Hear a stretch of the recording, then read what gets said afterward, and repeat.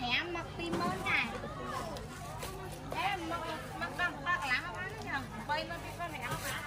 bay mới tí con hẻm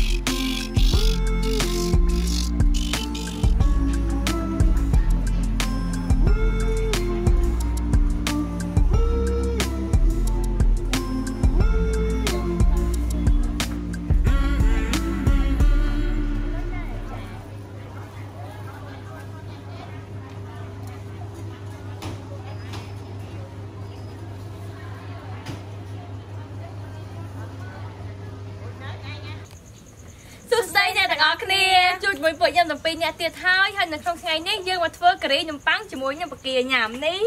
ឃើញបកាយើងស្រស់ៗល្អមែនតើណាខ្ញុំមានចំនួន2គីឡូហើយនេះនំប៉័ងហើយមកកញ្ឆែងនេះជាបន្លែនិងគ្រឿងផ្សំរបស់យើងមានការ៉ុត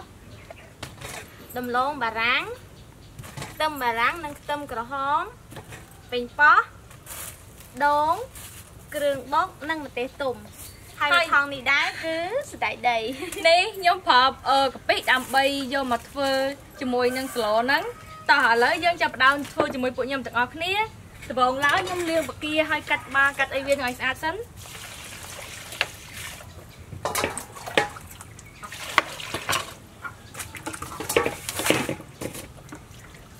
អូយទៅឡង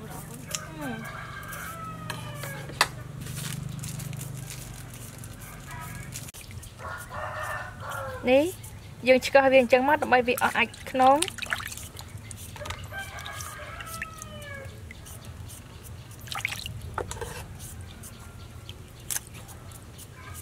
ហើយកាត់ព្រុយវាស្អាតមកឃើញណែបកាយើងធំល្អមែនតើណា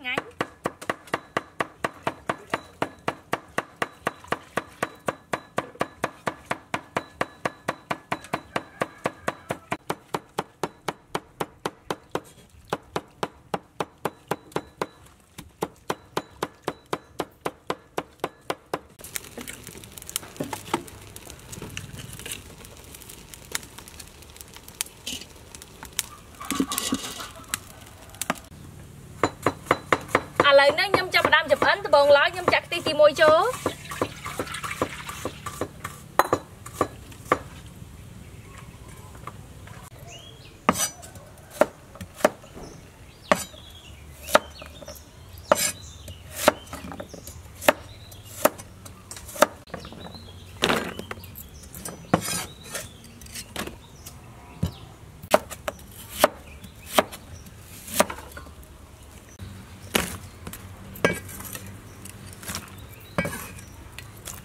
cho pi tí đâu nắng phê hai lời nhậm đạm một tê xin trăm chỗ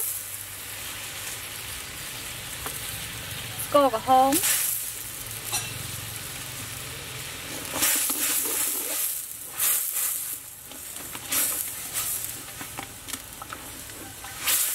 tòm tiếp nhậm đạm thưởng bọc chỗ tôm sốt tôm cả hôm hai nhân cà phê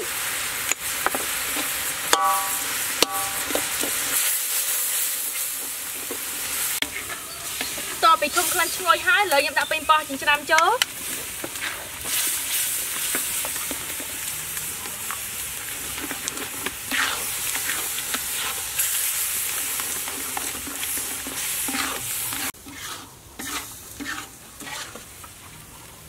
อะไรนักดักที่đâu nào bây đụng ngò vía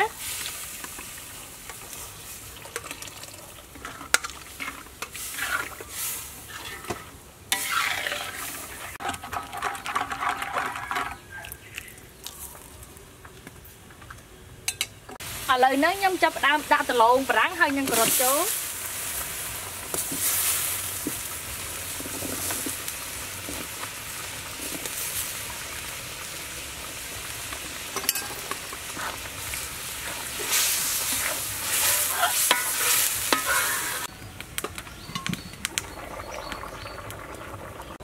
tôm tết nhâm đã tôm ráng chú chỉ môi nhâm bằng kia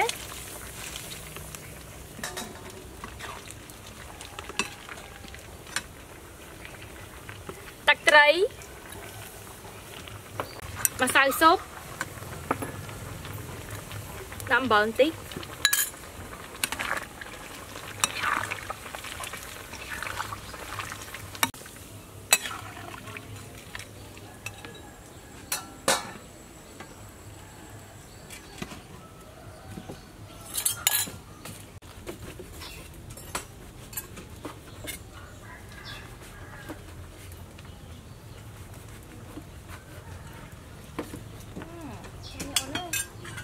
nằm băng yên cơ từ nó chơi làm chơi nó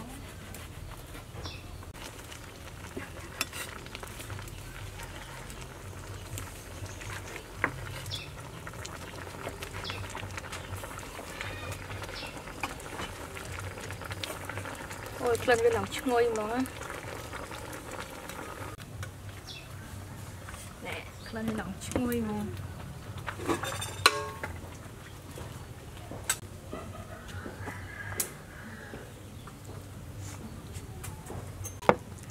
ôi nè khởi như làm từ nôn bậc kia làm có khô mọi người từ lồng mồi dương có phơi thế nè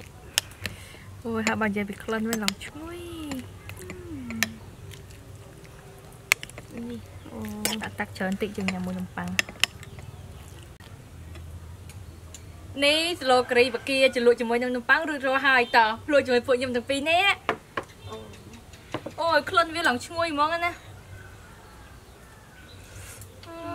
đồ chiết với chanh mỏng chanh không tên ní vô nấm băng máu hay nấm băng nhân từ nó chanh thổi chiết khá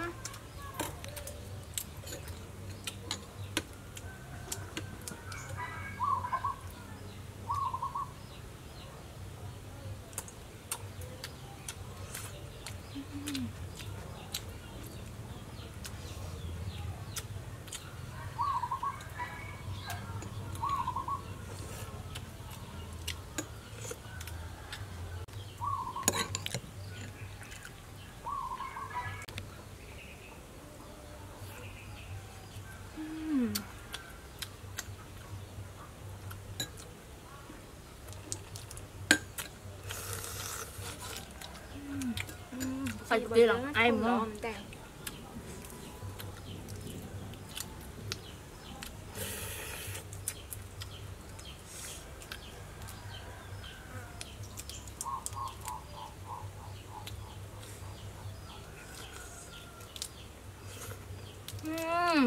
Phần kia em xem ta.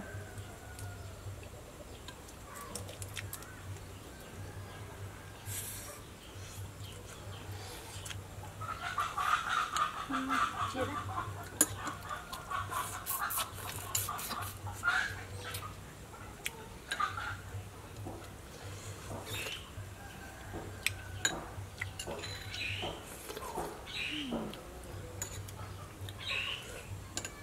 Còn lại bao trứng không?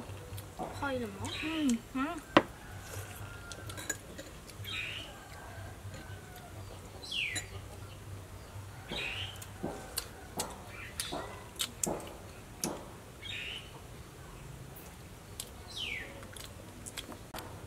Con này tặng ọc nha, sẵn lạp ca cho tôi sẵn video rồi bọc nhầm tặng pin nè. Hãy dụ dùi phục nhầm nơi videoក្រោយៗទៀត. Con chào bye bye.